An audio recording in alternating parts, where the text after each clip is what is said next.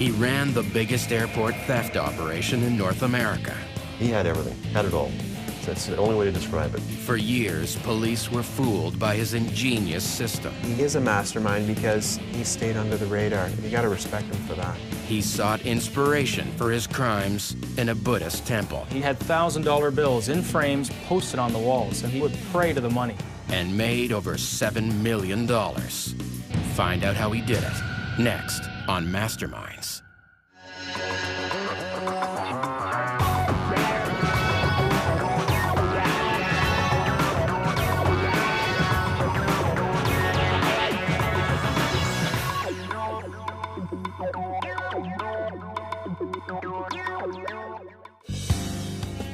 Pearson Airport in Toronto has some of the largest cargo terminals in the world. The biggest is the size of 2 football fields. It's just a monster facility, all computerized, and every day cargo comes in and out of that location. Millions upon millions of dollars of goods every day arrive in the morning, evening, and night, and it is nonstop. If you wanted to steal within that cargo facility, there's a lot of product. It's like walking into a large candy store. The candy store was protected by a force of over 100 police officers on full-time airport duty. But in the late 80s, authorities discovered entire skids of high-end products, some worth up to $500,000, were disappearing. The cargo that was missing was staggering. We had Canon cameras, we had Fujitsu hard drives, we had Kodak cameras. They had every Kodak camera that was destined for Toronto area for the Christmas season. We had Nike products, including their merchandising, their clothing. We had the entire spring collection of Banana Republic stolen. We're looking at $6 million worth of product missing and unaccounted for. If it wasn't nailed down, it was being taken. Police formed a task force to discover how the thieves were bypassing the airport's heavy security. Everything is secure on that perimeter. You got a wall or high-stake fence with barbed wire. There are video cameras monitoring it, and everyone can see video cameras posted nearby. There are also security guards posted. They view your tag, check its validity, and then allow you access. But in spite of these precautions, cargo kept disappearing, and years of police investigations went nowhere. There are a number of difficulties inherent in investigating any occurrence at the airport. Typically they call us saying we can't find merchandise in our vast warehouse and now we believe it's stolen. Can you investigate the theft from a week ago? Police found the closed world of the air cargo workers impossible to penetrate. The employees we spoke to were very guarded with some of their remarks. Those people have worked together for such a long time that anybody that tries or attempts to infiltrate those groups is looked upon as an outsider. If we are doing surveillance at a mall, we could blend in with thousands of other cars. At the airport, it's not like that. But their investigation did lead police to one conclusion. The thefts were the work of an organized crime ring operating inside the airport. The reason why we thought it was a large number of people was you needed to know all of the ins and outs of the cargo operations, the flight landings, the way bills, the information that came on those way bills. You had to know people in security, you had to know supervisors, managers, you had to know drivers. So all of these factored into our idea of that it was a large group of people stealing the stuff out of cargo. But the police were wrong. The thefts weren't the product of a large criminal organization. They were the work of a lone truck driver. Hoa Lam Ong had found a way to bypass security, steal over $7 million in cargo, and sell it worldwide. The question is, how did he do it?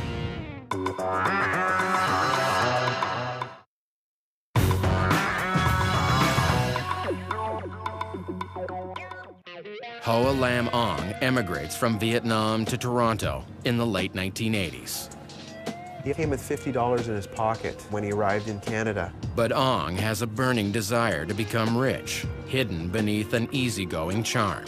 He always was kind of like a center point whenever you would see him meeting other people. He seemed to stick out, and he had a bubbly personality. In the tight-knit Asian community, He makes friends easily and earns the nickname Smiley.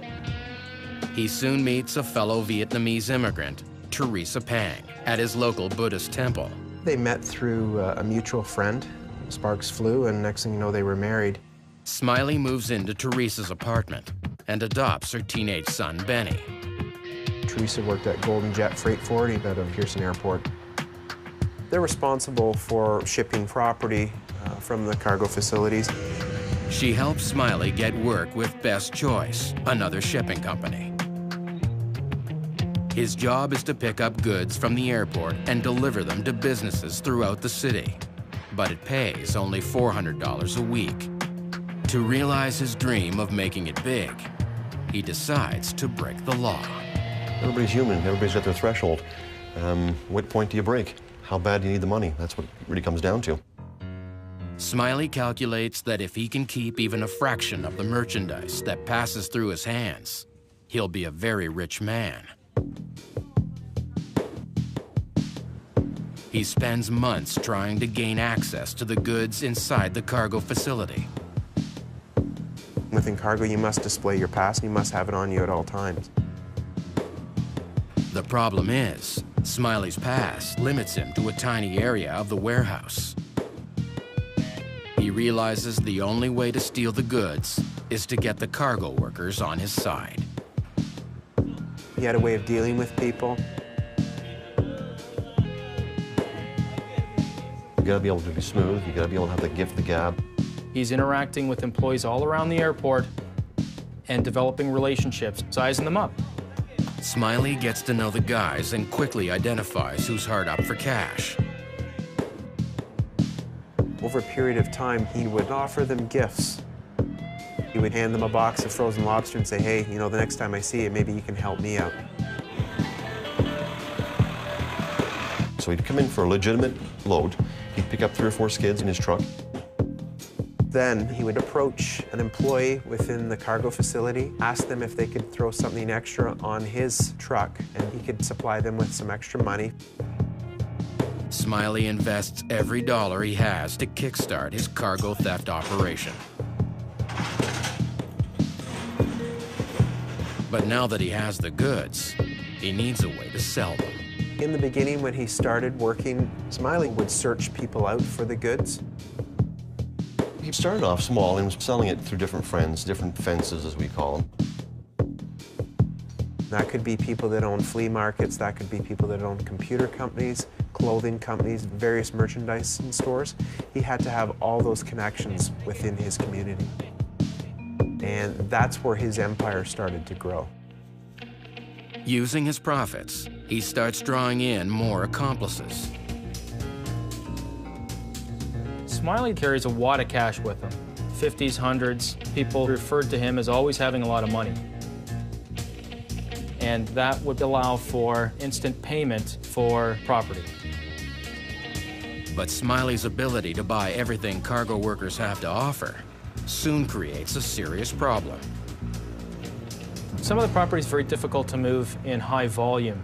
It's quite difficult to get rid of 80 pairs of pants within a day unless you've got a clothing buyer, and there's not quite as many of those people as there are for electronic companies that are willing to buy 80 of a particular item. But help is close at hand. Through her shipping job, Teresa has access to detailed information about incoming cargo. Teresa was very important to Smiley. She would tell him the flight that it came in on, the amount that it's worth, which area that this product would be brought into. The two of them were like 2 peas in a pod. They bounced ideas off of one another. They knew that they had to survive together in order for this operation to continue. Using the information from Teresa, Smiley carefully studies what cargo is going to which warehouse. He cross-references this to lists of employees he knows he can bribe. Smiley would look at his schedules and figure out who was working, what time the product was coming in. So he was very keyed in on those factors. He had to have a group of people working within that could be anywhere from 5 to 10 people on any given day. By targeting expensive goods that are in demand, Smiley is now able to pay up to $10,000 for a single skid of merchandise. His accomplices inside the warehouse inform him when the most desirable cargo will be available. Then it just began to grow and grow, and it was like a snowball rolling down the hill. It just, it was incredible. But as Smiley further expands his network of connections, it draws the attention of organized crime gangs. They demand a piece of the action. The message given out by a lot of these guys was that, hey, you mess with us and life won't be the same for you. He would have to pay certain people within that facility a certain amount of money in order to continue operating. Smiley makes the payoffs and stays in business. Now free to steal with impunity, he turns over his distribution network to stepson Benny Pang. He had to get some people around him that he trusted that could help him move that product and make extra money. Benny was utilized by his stepfather as just a pawn in the scheme of things. Smiley assigns Benny to sell computer parts to small businesses throughout the city. He would go and profess that he was a part of this particular company and sell them hard drives at a good price, and he sold a lot of them there. To make the business look legitimate, Smiley prints professional-looking invoices and business cards for Benny. The business cards he had were first name of Joe, and some of those computer store operators knew him as Joe Hard Drive. A lot of these companies thought they were actually buying a legitimate product. Benny proves to be an excellent salesman, but even he can't move all of Smiley's growing inventory. The business was being overwhelmed. His ability to bring the goods in was much better than Mr. Pang's ability to move it out, and it was essentially stacking up. Because renting public storage space is risky, he buys 2 suburban houses. Smiley used them as a storage facility for all the product that was being stolen out of Pearson cargo warehouses. It was a great way for Smiley to wash money through real estate, buy some property and investments that would make money over time. When his new neighbors meet him, Smiley turns on the charm. They acknowledged that they had seen some of this activity, but Smiley was very friendly, and he said, I'm, shipper, receiver, and they bought into that, so they never questioned whether or not he was involved in some sort of illicit activity. Smiley now expands his operation to cover the entire airport. I guess they figured, this stuff is selling. The more we can get, the more we can sell. These guys were just getting bigger and bigger. Smiley Ong is at the top of his game, making millions. But a random break and enter will soon threaten to bring him down.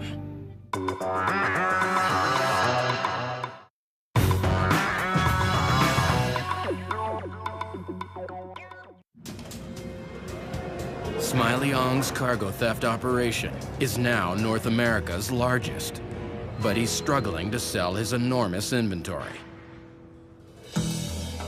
He turns to his Buddhist faith for inspiration and flies in a monk from China. Both houses had a prayer room, and these rooms were immaculate. They didn't have any stolen property in them, simply areas for prayer. Prosperity is certainly one thing that you pray for. They had $1,000 bills in frames posted on the walls, and they would pray to the money. Smiley's prayers are answered by the internet. He instructs Benny to set up an account with eBay. And this is where a lot of the money was made, selling the stuff at a cheaper price and not having to go out and physically drop off the product, which made it much easier. It's a dream for anybody selling stolen property. And basically, it's a license to print money. It's also a dream for a seller who wants to hide his identity. When they registered their name with eBay, they had the credit cards didn't belong to them. They had addresses that were fictitious. Smiley now creates an eBay assembly line. For the first time, he can quickly move products like cameras and clothes that are hard to sell door to door. Benny monitors the bidding. Teresa is the shipping department. He had everything. Had it all. It was a mail-order Costco is what it was. That's the only way to describe it. There was 19,000 transactions in total. We're talking a lot of checks and a lot of cashing. We're talking about thousands of dollars of goods per day. He had a lot of money, he did, and he didn't show it by the way he dressed or what he drove. By day, he continues to keep a low profile, working his connections at the airport. But by night, Smiley hits the casinos to launder his cash. To launder money at a casino, you put down a couple $1,000s. You might lose $300 or $400 that night, but once you go to reclaim your money's already washed. You'll come back out with $20 bills and $50 bills. Smiley also makes sure his business contacts at the airport are kept happy. He used to bring people out to strip bars and would pay for their night out. So they thought he was the best guy in the world. He ran a well-oiled machine. It was almost like a corporation, and he managed to do it, and he managed to do it well. 13 years into the investigation, police are no closer to identifying the mastermind. They intensify their efforts by going undercover, but still can't determine when a crime is occurring. If you watch the cargo being loaded onto various trucks within that facility, you wouldn't be able to tell if it was actually being stolen right in front of your face or it was just business as usual. It's also nearly impossible to narrow down the list of suspects. On any given theft in the cargo facility, you'd have 300 suspects. But it just takes one mastermind to actually figure out a system and put their system in place. And once that system's in place, it takes investigators a long time to actually follow it. Smiley definitely stayed under the radar of most investigative techniques. But then in November 2001, police finally get a break. Within a skid of cargo Smiley steals is a box of hard drives. As soon as the theft is reported, police enter the serial numbers of these hard drives into a new system designed to track stolen goods. Something gets stolen in Toronto, you put it in the system, and every police department in Canada has access to that and can check it. So, you know, being able to locate stolen property is so much easier. A week later, Benny Pang sells the stolen hard drives to a computer parts company. That computer company put them in their warehouse, and on that very same weekend, that warehouse gets broken into. The thieves take the same hard drives that Smiley had stolen from the airport. Police discover that the product serial numbers from the computer company theft match the numbers from the airport theft. For the first time, police have traced some of the stolen goods. This was a huge, huge break in the case for us. We finally realized that we were going to be able to track where the product was being stolen from and where it was going. Police questioned the computer merchant whose warehouse had been robbed. We asked the owner, who are you purchasing these hard drives from? He indicated all he had was a pager number and a name of Joe. When investigators check the number, they discover it belongs to Benny Pang. And that was our first breakthrough to find out who actually was bringing these hard drives to these various computer companies. Police begin surveillance on Benny. The surveillance took us all across Toronto, and he'd be meeting people in parking lots, going to their houses. We knew we had the right player. The surveillance was quite intense. It led us to a lot. They open the garage door. It's a wall of property. We found out that the owner of the house was Mr. Smiley, Ho'olam Ong. But police hold off on making an arrest. We knew that we had to build a larger case to find out where the product was coming from, where it was going to, and we had to actually physically see that. Investigators follow Smiley to Best Choice. That was the key. We were ecstatic. We had waited so long for so many years, and we finally had our connection. 13 years after Smiley Ong began stealing air cargo, police are ready to make their move. And at some point in time, you say, okay, we've got enough. Let's close the door, let's get it done. We had Benny by the short and curlies, basically. Benny was done. We had him good. On December 13th, 2001, they take down Benny at one of the storage houses. Benny Pang was surprised. He was just shocked. Now the police move on Smiley and Teresa. Teresa Pang, along with Smiley, opened the door, and they were standing there in their pajamas. They were very surprised. They realized that the jig was up. You could tell through their eyes that they looked like two deers caught in the headlights of a large steamroller. Then proceeded to go in with the videotape, and that's when everybody's jaw hit the floor. In our wildest dreams, we never thought there was that much property there. You could hear people shouting, "You need to come down and look at the room I'm in." And I was shouting, "You need to come up and look at the room that I'm in," because every room is stacked with stolen property. They had so much property, they barely had room to move. The police are also staggered by the amount of cash they find. There was money everywhere. $80,000 in a Versace wallet. There was money hidden under the night table. There was money in Benny's room. The total value of currency that was recovered was in excess of $1 million. I believe it was $1.2 million. Smiley Ong and Teresa and Benny Pang are arrested on the charge of possessing stolen property. Before trial, Smiley agrees to plead guilty on the condition that Teresa and Benny are released. Ho Lam Ong stepped up and acknowledged that he was fully responsible for the entire operation, and he was the only one that was sentenced. Because he cooperates with police and forfeits over $6 million in cash and property, master thief Smiley Ong gets a reduced sentence. In March 2004, he starts serving a 2-year prison term. We cut the heart out of the operation. Since our arrests of Smiley's organization, we haven't had a major organized theft at Pearson Airport. He was well organized, he knew what he was doing, he was very determined, and had a good business plan, probably a business plan that the Bank of Montreal would have approved if it was legitimate. Smiley is a mastermind because he managed to keep himself afloat and always stayed under the radar. You got to respect him for that.